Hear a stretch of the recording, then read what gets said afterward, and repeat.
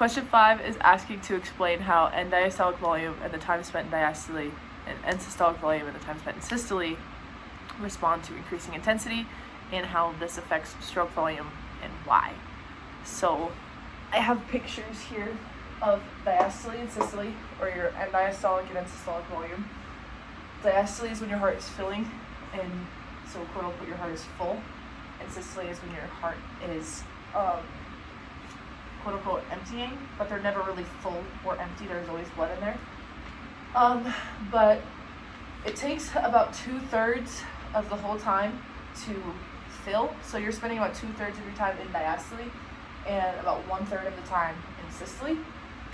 But when talking about end-diastolic volume and end-systolic volume specifically, with increasing intensity, the difference between them is going to get greater as intensity increases.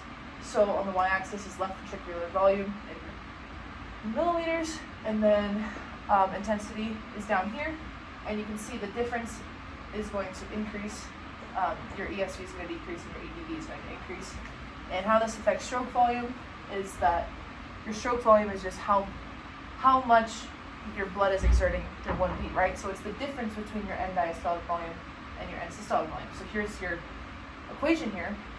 So obviously, the difference when you're at rest between your EDV and your ESV is much smaller than it will be at a high intensity. This is greater than this, so your stroke volume increases with increasing intensity, which is what we also saw in question like 3 or 4 or something like that. But also as your intensity increases, the 2/3 and the 1/3 here, the time becomes about the same. The reason why it takes longer for the heart to fill is because it's just at rest, is because it's just quicker to empty it than it is to fill it. Like, it takes effort to pump blood into the heart, but it doesn't really take a lot of effort to pump it out.